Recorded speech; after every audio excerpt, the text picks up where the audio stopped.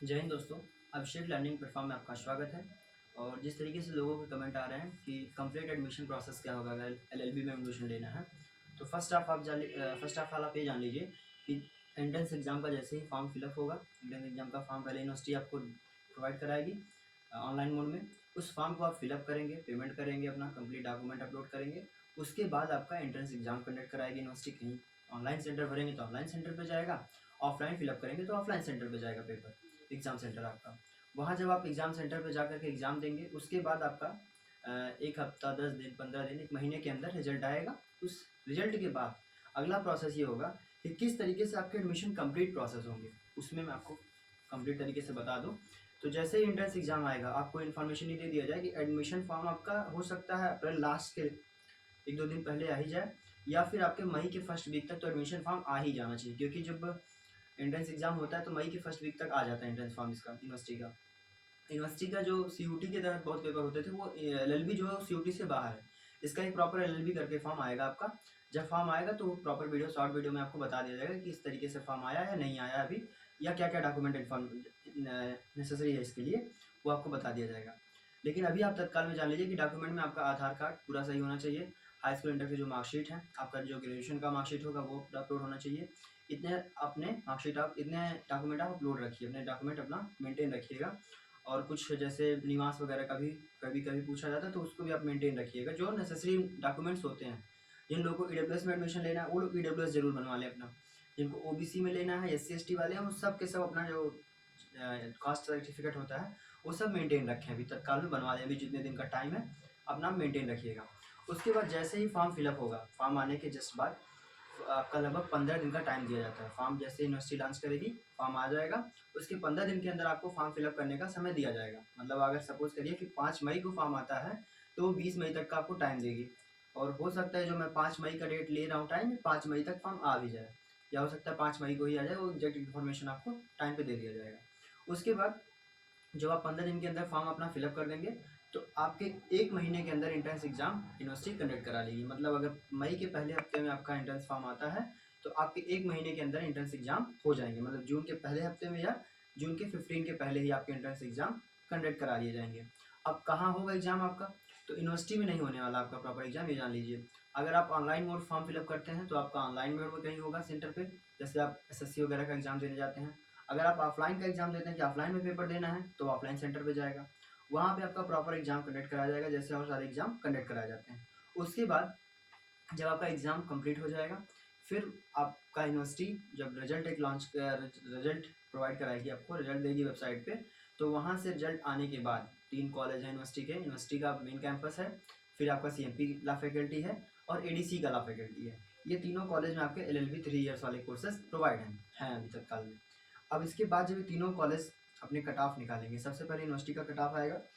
तो ये जान लीजिए कि आपका जो यूनिवर्सिटी का कट ऑफ आएगा, वो अगर आप जनरल, आपको कट ऑफ एक बढ़िया वीडियो बना बताया जाएगा कि कैसे कट ऑफ कितना होता है। लेकिन ये जान लीजिए, अपना टारगेट अभी मान के रखिए कि 175। अगर जनरल कैटेगरी से हैं आप तो 180, 175 से 185 के बीच में अगर आप हैं, तो एडमिशन आप सेफ जोन में रहेंगे। और जो एससी एसटी रहेंगे, ओबीसी रहेंगे, वो भी 160 से कम ना आए। अगर एससी एसटी के हैं तो ठीक है, 150 तक हो जाएंगे, लेकिन जो ओबीसी रहेंगे वो भी 160, 165 तक अपना नंबर सेफ रखें। 165 से कम होंगे तो शायद उनका एडमिशन कैंसिल हो सकता है। 170 के आसपास वो नंबर अपना गेन कर लेंगे, तो उनके एडमिशन के चांसेस पूरे रहेंगे। उसके बाद जब आपका मेन कैंपस का कट ऑफ आना स्टार्ट होगा, उसी के मेन कैंपस का थर्ड कट ऑफ जैसे आता है, उसके बाद सीएमपी का फर्स्ट कट ऑफ आना स्टार्ट हो जाता है। तो इस तरीके से जब सीएमपी के कट ऑफ आएंगे, उसके बाद एडीसी के कट ऑफ आने स्टार्ट हो जाएंगे। तीनों कॉलेजेस के, मतलब मेन कैंपस के, फिर सीएमपी के, एडीसी के, तीनों के कट ऑफ जो आएंगे, वो टाइम टू टाइम आपको मिलते रहेंगे चैनल के माध्यम से या फिर यूनिवर्सिटी के खुद के इन्फॉर्मेशन के माध्यम से।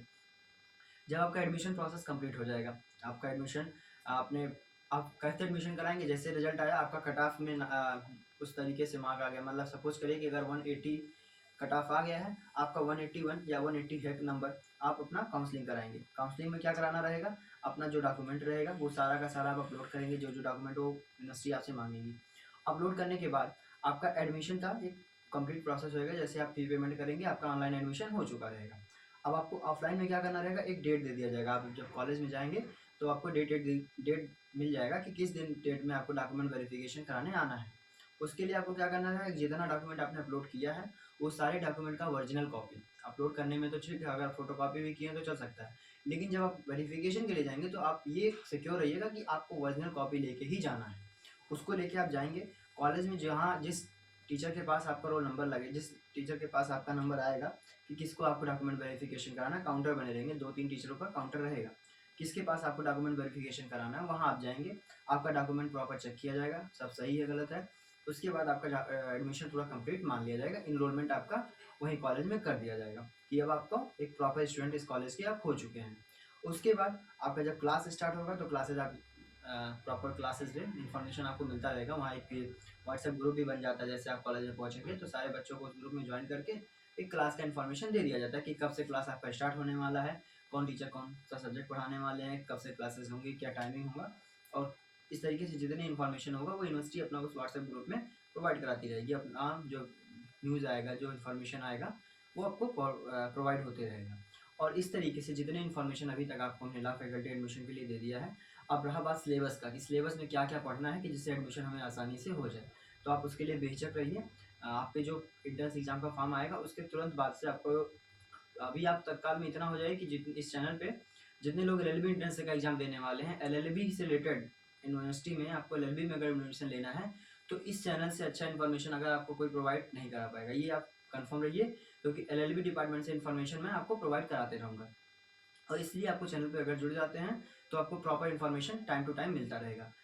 जैसे ही यूनिवर्सिटी अपना फॉर्म ला देगी उसके एक ही 2 दिन के अंदर आपको प्रॉपर एक क्लास मिलने लगेगा। क्लास का मतलब जो आपको सिलेबस पढ़ने हैं। होता क्या है कि सिलेबस जितना दिया रहेगा उसको आप पूरा ब्रॉड पढ़ने लगते हैं। अगर कॉन्स्टिट्यूशन का आर्टिकल 15 दिया है एंट्रेंस एग्जाम के सिलेबस में, तो आप आर्टिकल 15 को इतना पढ़ लेंगे कि आपको पीएचडी का कॉपी लिखना है। ऐसा नहीं करना है, आपको बस एंट्रेंस एग्जाम देके पास होना है, एडमिशन लेना है, तो उतना नहीं पूछा जाएगा आपसे। तो उस कैटेगरी को उस लेवल तक पढ़ा दिया जाएगा कि आपका एंट्रेंस एग्जाम में अच्छा मार्किंग हो जाए, एडमिशन हो जाए, क्योंकि कैंपस को भी ये पता है कि आप अभी एंट्रेंस एग्जाम देने जा रहे हैं, प्रॉपर पेपर देने नहीं जा रहे हैं, तो उतना ही पूछा जाता है आपसे, तो बहुत ज़्यादा ब्रॉड नहीं पढ़ना पड़ेगा। हाँ, आप एक बार चैनल पे आइएगा, जब क्लास स्टार्ट हो जाएगा उसको एक बार चेक करिएगा आपके समझ में आ रहा है नहीं आ रहा है, और कितना आपके समझ में आ रहा है, उस तरीके से फिर आप डिसाइड करिएगा कि कहाँ पढ़ना है, कैसे पढ़ना है। लेकिन आप पूरा एक बार जरूर जुड़िएगा चैनल पे और क्लास अटेंड करिएगा, और पूरे सिलेबस, क्योंकि हम खुद यूनिवर्सिटी से एलएलबी कर चुके हैं तो कर रहे हैं, तो जितना इन्फॉर्मेशन होगा वो सब आपको टाइम टू टाइम अपलोड करते रहेंगे, कितना पढ़ना है क्या पढ़ना है। ठीक है, थैंक यू।